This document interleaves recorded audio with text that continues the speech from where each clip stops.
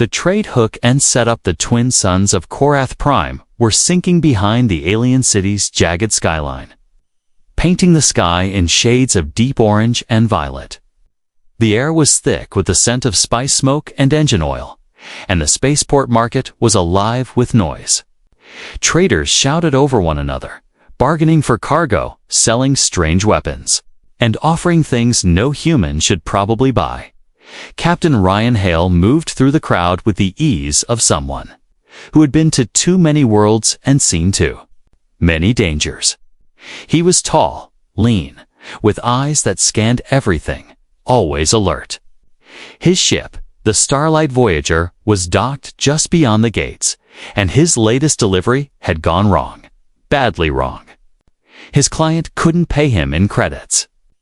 Instead, the man had something unusual. Ryan stopped at a small, dimly lit stall in the corner of the market. The merchant was a thin alien with pale green skin and sharp yellow eyes. He smiled in a way that didn't feel friendly. Behind him, in the shadows, stood a figure in a hooded cloak, hands bound by a faintly glowing restraint. "You want payment?" the merchant said in broken English, "and I have her?" Ryan frowned. "Her? You're offering me a person." The merchant nodded slowly. "Not just any person. She is strong, healthy, and obedient. Worth far more than your cargo fee." The hooded figure didn't look up. She stood, perfectly still, like a statue. Ryan could see strands of silver hair peeking out from beneath her hood, shimmering under the market lights. "I don't deal in slaves," Ryan said flatly. The merchant leaned closer, lowering his voice. "She is not just a slave. She is special, more valuable than you can imagine. You take her, you will understand." Ryan almost walked away. Almost. But his ship needed repairs, and the parts weren't cheap. If he refused, he'd be stuck on Korath Prime for weeks, maybe longer. He glanced at the figure again. Something about the way she stood bothered him. She wasn't scared like most slaves he had seen in the border worlds. She was calm. Too calm. "Why me?" Ryan asked. The merchant's smile widened. "Because she asked for you." That stopped Ryan cold. "She what?" "Yes, the alien said. When she saw your ship land, she said your name. She said, 'He will help me.'" Ryan felt a chill run down his spine. He had never seen her before in his life. "Fine," he said finally, his voice low. "But if this is some kind of trick," "No trick," the merchant interrupted. "Just a deal." The exchange was quick. Ryan handed over his cargo manifest. The merchant transferred the necessary docking fees to Ryan's account, and then the hooded figure was led out from the shadows.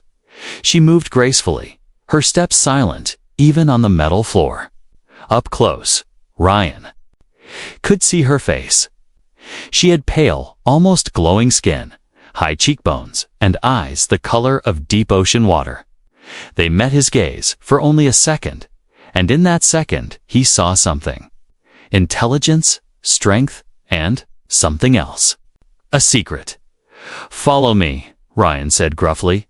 As they walked toward the docking gates, Ryan could feel eyes on them. Traders paused mid-bargain to watch. Whispers spread quickly through the crowd. One alien muttered something in a language Ryan didn't understand, and another gave a low, mocking laugh. Halfway to the ship, a bulky reptilian dockworker stepped into their path. His scales glistened under the neon lights, and his voice was like gravel. "You don't want that one, human," he said. "Too much trouble. Best to leave her here." Ryan's hand drifted toward the blaster at his hip. "She's mine now. Move." The dockworker stared at him for a long moment, then stepped aside with a slow, dangerous smile. By the time they reached the Starlight Voyager, the market noises were fading behind them, but Ryan's mind was racing. He didn't like mysteries, and this woman was a walking one. Once inside the ship, Ryan sealed the hatch and turned to face her. She had already pulled back her hood. The silver hair spilled over her shoulders like liquid light. She didn't look afraid. If anything, she looked relieved. "Who are you?" Ryan asked. She tilted her head, studying him. For a moment, she said nothing, and then she gave a small smile. "Someone who needed to get off that planet," she said softly. Ryan narrowed his eyes. "You knew my name." "How?" Her smile didn't fade. "Because I know more about you than you think." Before Ryan could ask anything else, the ship's alarm chimed. A small red light flashed on the control panel. Incoming transmission. Unknown source. Ryan's gut tightened. Something about this felt wrong. Very wrong. He glanced back at her. She was still calm, still watching him with those deep, knowing eyes. And Ryan couldn't shake the feeling that whatever trouble she was bringing aboard, it had already started. Asterisk strange behavior, the Starlight Voyager drifted silently through the black sea of space, its engines humming like a steady heartbeat. Ryan sat in the pilot's chair, eyes on the navigation screen, while the woman sat quietly. In the co-pilot's seat, she hadn't spoken much since they left Korath Prime.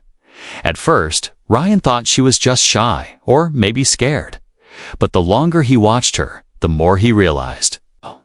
She wasn't acting like a frightened slave at all. She sat with her back straight, hands folded neatly in her lap, eyes scanning every detail of the ship's controls. Not just glancing, studying, like she was memorizing where everything was. What every button did, Ryan pretended to be busy checking the coordinates, but he kept sneaking glances at her. Her eyes lingered on the communication panel, the weapons console, even the emergency override. Most people looked around a ship with curiosity. She looked at it like she had flown one before. Comfortable? Ryan asked casually. She turned her head slowly to him. "More than I expected." Her voice was calm, almost too calm. Then she looked back at the controls without another word. Hours passed in quiet.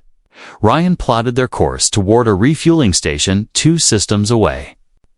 They'd be safe there, far from whatever strange mess he had walked into on Korath Prime, or at least, that's what he hoped. But as night settled over the ship, things started to feel different. Ryan left her in the co-pilot's chair and went to check the engine room. When he came back 10 minutes later, she was gone. "Hey," he called out, walking toward the crew quarters. I had no answer. He checked the small kitchen, the sleeping bunks, nothing. Finally, he heard a faint sound coming from the storage bay. It was quiet, almost like whispering. He stepped inside, moving slowly, his hand close to his blaster. She was there, standing in the far corner, facing the wall. Her hands were behind her back, and her lips moved quickly in a strange language he didn't recognize. Ryan froze. There was no one else there.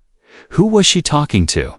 Before he could say anything, she stopped, turned, and smiled, as if nothing had happened.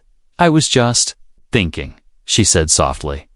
Ryan didn't believe her, but he didn't press. Not yet. The next day, more strange things happened. He caught her in the control room, tapping at the navigation screen like she was entering coordinates. When he stepped in, she quickly pulled her hands away. Later, while Ryan was in the cargo hold, he heard footsteps on the upper deck light. Careful, almost like someone was trying not to be heard. He climbed the ladder silently and found her near the communications array. "What are you doing?" he asked sharply. "Just looking," she replied. Her tone was innocent, but her eyes told a different story. That night, Ryan locked the communication system with a security code. If she was up to something, he wasn't going to make it easy, but he couldn't shake the feeling that she was always one step ahead of him. She never looked nervous when he caught her doing something suspicious. In fact, sometimes it almost seemed like she wanted him to notice. As the Starlight Voyager neared the edge of the Morthan Belt, the navigation screen beeped. Ryan frowned. He hadn't set a course change. Someone had manually altered their trajectory. He glanced at her. She was sitting in the co-pilot seat again, her face calm, her eyes fixed on the stars outside. "You changed our course," Ryan said quietly. She turned to him with a small, mysterious smile. "Only to keep us alive." Before Ryan could ask what she meant, the ship's alarm blared. A red warning flashed across the screen. "Incoming vessels, unknown signatures." 3 ships appeared on the scanner, closing in fast. Ryan's stomach tightened. Whoever they weren't here for him. They were here for her. And somehow, she knew they were coming. The attack the scanner blared like an alarm in Ryan's skull. The shrill sound mixing with the deep hum of the Starlight Voyager's engines. 3 ships were closing in fast, too fast. The display showed no identifying codes, no trade signals, no friendly beacons, just dark shapes in the void, moving with purpose. Ryan's hands flew across the controls. "Strap in," he barked. The woman, his strange new passenger, didn't even flinch. She leaned forward, watching the scanner, with those deep, ocean blue eyes. "They found me faster than I expected," she murmured, almost to herself. Ryan shot her a sharp look. "You know who they are?" Her lips curved into the faintest smile. "I know exactly who they are. And they won't stop." Before Ryan could demand more, the comm system crackled to life. A deep, growling voice filled the cockpit. "Human. Vessel Starlight Voyager. Power down your engines. Hand over the woman, and you will be allowed to live. Resist, and you will be destroyed." Ryan stared at the console, then at her. She was still calm. Too calm. "You're popular," he said dryly. Her eyes met his. "If you give me to them, you'll be dead before they even reach my cell." The lead enemy ship surged forward, the dark metal hull reflecting distant starlight. Weapons were already charging, twin barrels glowing a sickly green. Ryan's instinct screamed run, but space was a cruel battlefield. They were faster. "Hang on," he said, slamming the throttle forward. The Starlight Voyager roared into motion, engines straining as they pushed into the Morthan Belt, a chaotic stretch of drifting asteroids and debris from long-forgotten battles. Chunks of rock tumbled past the viewports, some the size of small moons, others no larger than a hovercar. Ryan weaved between them, each turn just seconds ahead of the pursuing ship's weapons fire. Green plasma bolts streaked through the darkness, lighting up the cockpit like lightning. One blast clipped the edge of the Voyager's starboard wing, shaking the whole vessel. Warning lights flared red. "Shields at 50%, Ryan muttered, hands gripping the controls tight. "You can't outrun them in open space," she said suddenly, her voice steady even as the ship trembled under enemy fire. "Take the Rift Channel." Ryan's head snapped toward her. The Rift Channel. That's a death trap. Uncharted gravity currents, unstable wormholes. "Do you want to live?" She interrupted sharply. Another blast slammed into the rear shields, rattling the ship's frame. Sparks erupted from a console behind them. Ryan cursed under his breath, punched the coordinates she rattled off, and yanked the ship into a hard bank toward a jagged asteroid cluster. The Rift Channel wasn't marked on any legal star charts for good reason. It was a shifting corridor of warped space, a place where navigation computers often went mad, and ships vanished without a trace, as they dove toward a narrow opening between 2 massive rocks. The enemy ships followed, firing relentlessly. The cockpit filled with the sound of weapons, fire, and the distant roar of stressed metal. Ryan risked a glance at his passenger. She sat perfectly still, her gaze locked on the swirling distortion ahead. The entrance to the rift. "This is where they stop," she said quietly. And she was right. The enemy ships slowed, circling like predators at the edge of a cliff. The comm channel opened again, the same growling voice speaking low and threatening. You've made a mistake, human. The rift will take you both. And when it spits out your broken hull, we'll be waiting. Ryan cut the comm, eyes fixed on the swirling tunnel of warped light ahead. Let's hope you're worth all this. Trouble, he muttered. She smiled faintly. You have no idea. With a deep breath, Ryan pushed the engines to maximum and plunged the Starlight Voyager into the rift channel. The universe seemed to shatter. Stars bent and twisted around them. Light stretched into impossible shapes, and the ship's frame groaned under forces no human was meant to feel. The controls flickered, readings scrambled. And for a moment, Ryan wondered if the enemy had been right. Maybe the rift really would tear them apart. But through it all, she sat in her seat, calm as a queen on her throne, watching the chaos, like it was a familiar friend. Ryan didn't know it yet, but this was the moment everything changed. Asterisk, the revelation begins. The Starlight Voyager burst out of the rift channel like a stone flung from a sling. The distortion behind them snapped shut with a thunderous ripple, leaving only the quiet hum of the ship's damaged engines. For a long moment, neither Ryan nor the woman spoke. The navigation screen flickered, struggling to make sense of where they had ended up. Outside, the stars looked strange, warped, scattered like spilled diamonds on black velvet. Ryan exhaled slowly. His hands were still gripping the controls so tightly that his knuckles were white. Well, he said at last, we're not dead.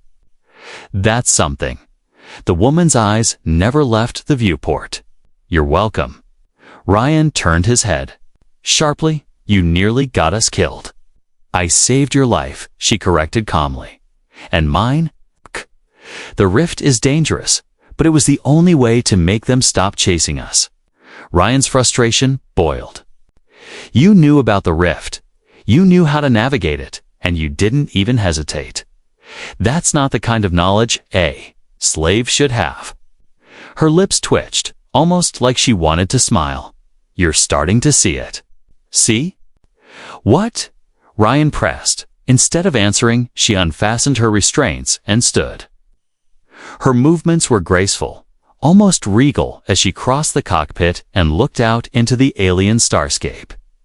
Do you know where we are? Okay, she asked. Ryan glanced at the scrambled readings. The nav computer's still trying to figure it out. We could be anywhere within 50 light. She touched the viewport glass with her fingertips, her voice soft. We're in the Iridian Veil. Few humans have ever seen it.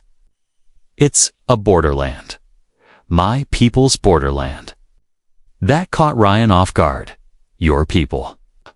She turned to face him fully now, her eyes bright in the dim light. You've guessed by now, I'm not what I pretended to be. That merchant on Korath Prime, he didn't own me. He was holding me, hiding me from others who want me dead. Ryan folded his arms. And the pirates. They want you because, KK said Cardant, because I'm not just from a noble family. I am the last living heir to the Thalirian throne. My parents were murdered during the uprising.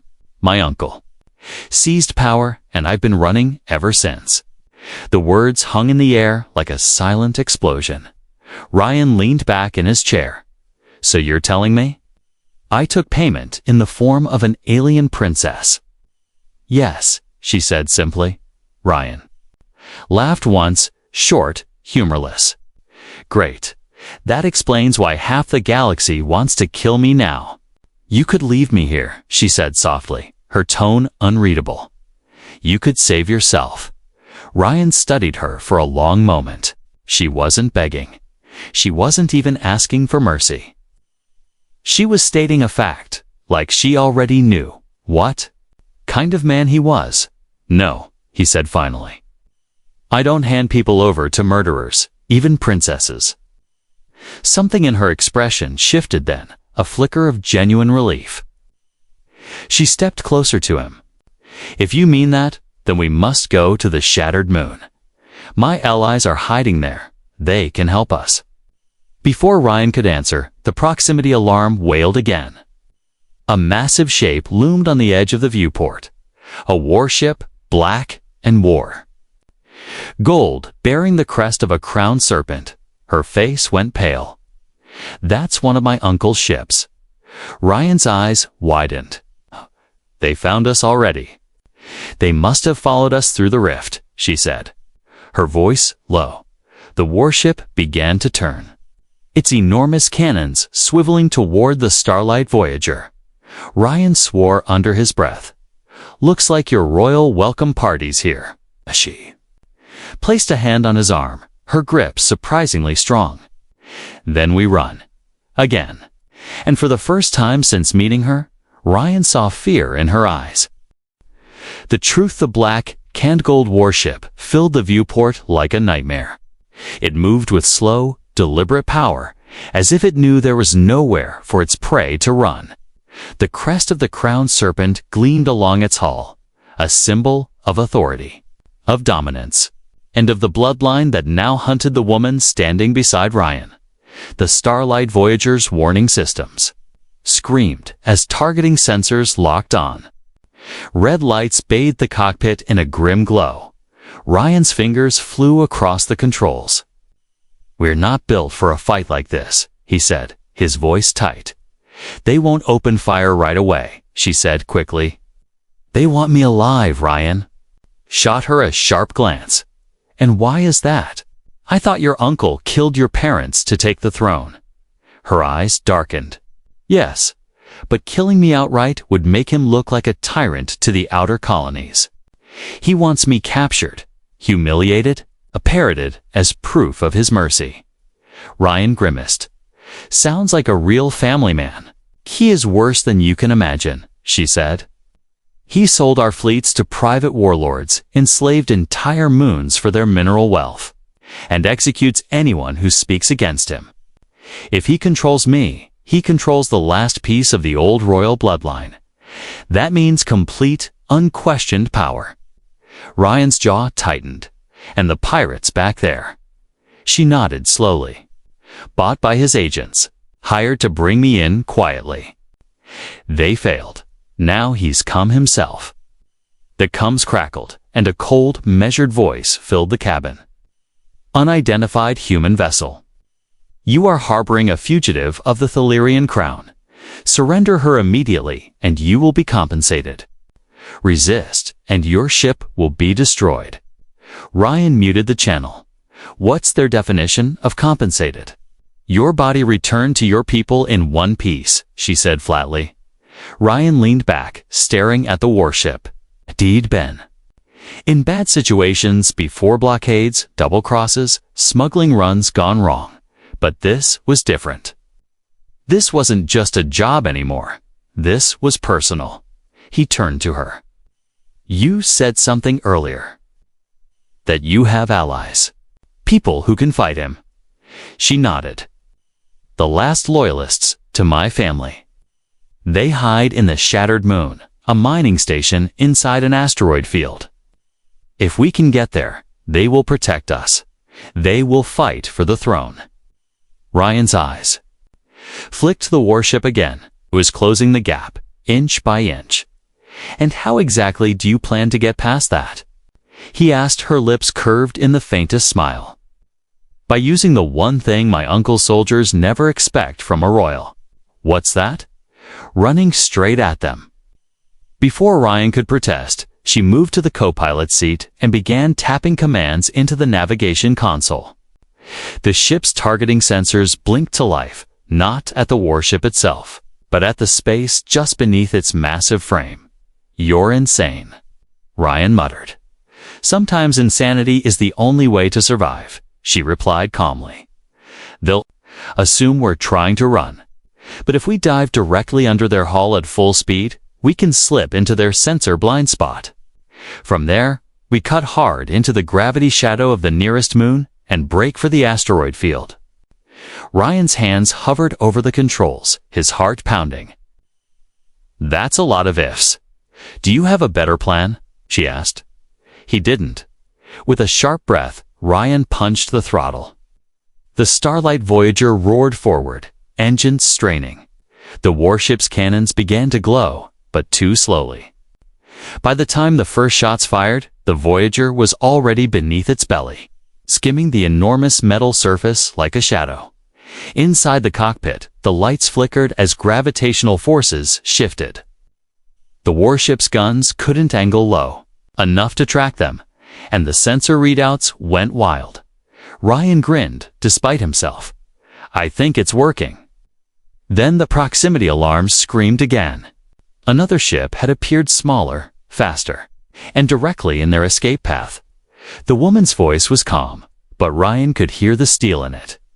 "That's not my uncle's ship. That's one of mine." Asterisk, asterisk, the sleek silver vessel appeared out of nowhere, sliding through the darkness with the quiet grace of a predator. Its hull shimmered faintly, as if wrapped in a thin veil of light, and its curved wings glowed faint blue at the edges. Ryan's hands tightened on the controls. He didn't like surprises, especially not the kind that popped up between him and an escape route. The princess leaned forward, her voice low but steady. "That's the Starblade, one of my family's ships. It means my allies found us before my uncle did." Ryan's eyes flicked toward her. "And you're sure it's an ally? Because right now, I'm not in the mood to gamble my life on a hunch." Her gaze didn't waver. "Captain Vera commands it. She served my mother for decades. If she's here, it's because she intends to get me to safety."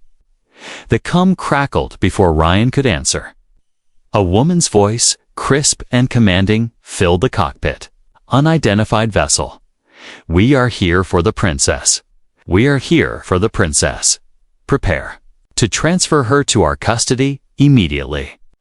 Ryan didn't touch the cum switch. He kept his voice low. "Sounds friendly enough, but so did your merchant on Korath Prime and the pirates. They probably smiled before they opened fire." Her jaw tightened. "Captain Vera would never betray me." "Maybe she wouldn't," Ryan said, "but people change under pressure. Maybe your uncle offered her something she couldn't refuse. Or maybe he's holding someone she cares about." The princess's eyes softened, but there was steel underneath. "If we don't take their help, my uncle's warship will catch us within the hour. We'll be trapped between his guns and his hunters." Ryan looked back at the radar. The warship was still there, slowly turning toward them. The Starblade was holding its position, waiting. His instincts screamed at him to keep moving, to trust no one. But the ship was damaged, their shields were weakened, and fuel reserves were dropping fast. He couldn't outrun both threats forever. "This is your fight," Ryan said finally, "not mine. You tell me what you want, and I'll make it happen. But once I choose, there's no going back." She turned her head, meeting his gaze. "I want to live, and I want to take back my throne. That means we trust them at least long enough to reach the shattered moon." Ryan took a long breath, weighing her words. Then, without breaking eye contact, he flipped the cum switch. "Starblade, this is the Starlight Voyager. We're sending over docking coordinates now. If you try anything, I'll blow the hatch before you step inside." There was a pause. Then Vera's voice came back, calm but firm. "Understood. You have my word, human." As the Starblade closed in, Ryan's mind worked furiously. He didn't trust her allies, not yet. But if they were going to betray the princess, he'd make sure they regretted it. The docking clamps locked with a deep, metallic thud. Lights on the panel turned green. The airlock hissed open. Ryan stood, hand resting on his blaster. The princess straightened her back, lifting her chin in a way that made her look every bit the royal she claimed to be. A tall woman in dark silver armor stepped through the hatch. Her hair was braided tight, her eyes sharp as twin blades. She bowed slightly to the princess. "Your Highness?" Ryan didn't relax, not for a second, because in the silence between greetings, He caught it, a faint, almost hidden glance between Vera and one of her armored guards. A look that wasn't fear, but calculation. Ryan's gut twisted. This wasn't over. Not by a long shot. The escape of air inside the Starblade felt colder than the Starlight Voyager. The walls were smooth silver, the corridors narrow, lit by a faint blue glow that gave everything a ghostly look. Ryan followed the Princess and Captain Vera through. The docking passage, his blaster holstered but ready. Vera's armor clinked softly as she walked, her posture perfect, her voice quiet and respectful when she addressed the Princess. "We were tracking your signal for days. When we saw the rift distortion, we knew you'd escaped the hunters." The Princess nodded. "You came just in time." But Ryan's eyes kept moving, scanning the guards that followed them. They were disciplined, but something was off. Too many glances exchanged. Too many small gestures that spoke of hidden plans. They entered the Starblade's command deck. Large viewports framed the dark emptiness of space, and beyond them, Ryan saw the danger they'd left behind. The massive black-hand gold warship still prowled in the distance, closing in. Vera turned to the Princess. "We'll take you to the shattered moon at once. But we must pass through the Clyron Gate. Your uncle's forces control the other routes." The Princess hesitated. "The Clyron Gate is dangerous. They'll expect us there. That's why we'll move fast." Vera replied. Ryan's instincts were screaming again. He stepped closer to the Princess and spoke low. "You trust her?" she whispered back. "She has been loyal to my family since before I was born." Ryan didn't push, but he didn't stop watching either. The Starblade began. Its jump toward the Clyron Gate. Stars streaked into lines, and the hum of the engines deepened. For a moment, it felt like things might actually go according to plan. Then the alarms sounded.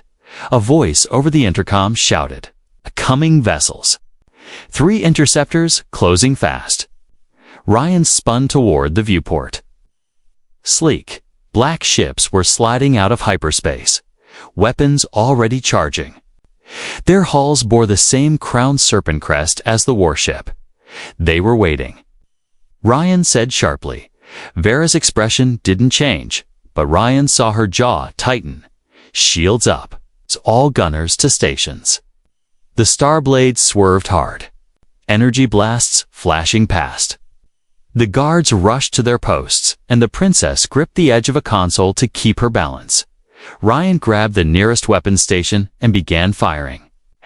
His shots lighting up the dark like meteors.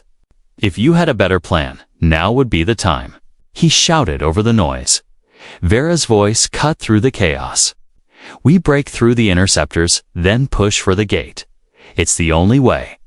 The battle raged, the Starblade twisting and weaving between enemy fire. Ryan's hands were steady on the guns, his eyes tracking the nearest interceptor until a direct hit blew it apart in a flash of light. But 2 more remained. They were faster than anything Ryan had flown against. Then, from the corner of his eye, Ryan saw movement, not from the enemy, but from inside the Starblade. One of the guards, standing too close to the Princess, reached slowly for a hidden wrist communicator. His lips moved silently. Ryan's stomach dropped. He didn't think, he acted. With one swift move, he drew his blaster and fired the shot, hitting the guard's communicator and blasting it apart. The deck froze for a heartbeat. The Princess turned sharply. "What are you doing?" Ryan kept his blaster raised. "That man was signaling someone, probably your uncle. We've got a traitor on board." Vera's eyes snapped to the guard, who now stood pale and silent. In the next second, she drew her sidearm and stunned him where he stood. "Get him to the brig," she ordered another soldier. The Princess's eyes met Ryan's.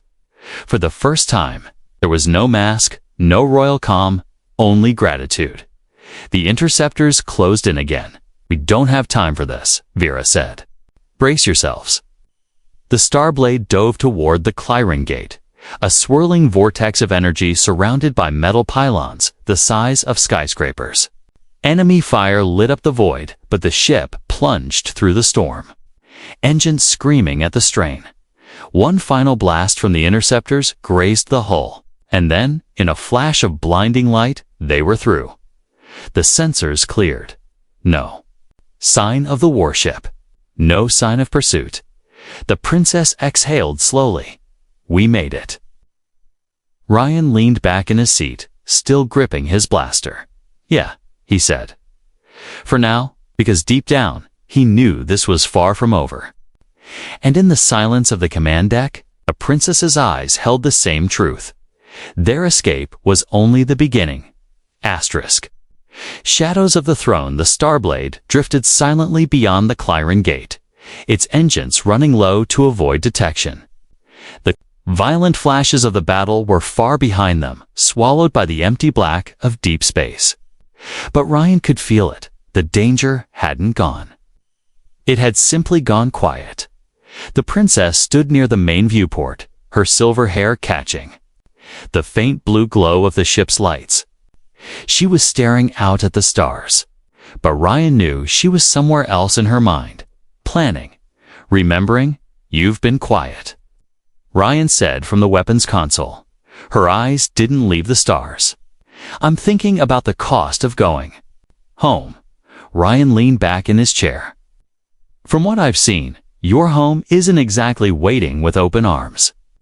Her lips curved into a faint, humorless smile. No, my home is full of knives. Some are drawn, some are still hidden. Before Ryan could answer, Vera entered the deck. Her face was tight, her movements precise. We need to talk. Privately. Ryan followed the two women into the war room, a small chamber with a round table, holoprojectors humming quietly. Vera tapped a control, and the image of the shattered moon appeared, a jagged, hollowed-out rock orbiting a dying star. The station within was lit with tiny pinpricks of light, like fireflies in the dark. This is where we're headed, Vera said. Your allies are waiting. But, she paused. We've received word that your uncle's spies have been seen there. The princess's voice was calm, but her eyes hardened. He's moving faster than I expected. Ryan folded his arms. So you're saying we're flying into a trap? Not necessarily, Vera replied. But it's possible. Which is why we can't go in through the main docking bay. There's a smuggler's tunnel cut into the far side of the rock. Few people know it exists. Ryan's brows lifted. And how do you know about it? Vera's mouth tightened. I've had to use it. The princess nodded once. Then that's how we'll go in. The plan sounded simple enough. But Ryan had been in the game long enough to know. In space, simple never stayed that way. They reached the shattered moon 12 hours later. Up close, it looked like a corpse of a world, its surface torn open, scarred by ancient impacts. The smuggler's tunnel was barely visible, a thin crack in the rock, lit only by the faint glow of warning lights. The Starblade slipped inside, her hull almost scraping the jagged walls. The tunnel twisted and narrowed until the black opened into a vast cavern, and there, tucked away from the main station, was a hidden docking bay. The moment the ship landed, armed figures emerged from the shadows. Some wore the insignia of the old royal guard. Others looked like smugglers and mercenaries. Their eyes followed the princess as she stepped onto the deck. Your Highness, one of the guards said, kneeling, it's been too long. Ryan stayed close to her side. He didn't like the way some of the mercenaries were looking at her, not with loyalty, but with calculation. Inside the station, they were led to a meeting hall carved into the rock. Maps and weapons lined the walls, and the air smelled faintly of metal and dust. An older man stepped forward, his face lined with years of war. Princess, we're ready to strike when you give the word. But you must understand, your uncle's reach has grown. There are spies everywhere, even here. Ryan's. Eyes swept the room. Every face was a possible traitor. The princess's voice was clear. Then we'll move quickly. Tonight, we take back the first of my family's worlds. There was a murmur of approval. But Ryan could see the tension, the doubt. Not everyone in that room believed they would win. And not everyone wanted her. 2. He leaned closer to her. You're stepping into a nest of snakes? She didn't look at him, but her voice was steady. Yes, and I plan to cut off their heads.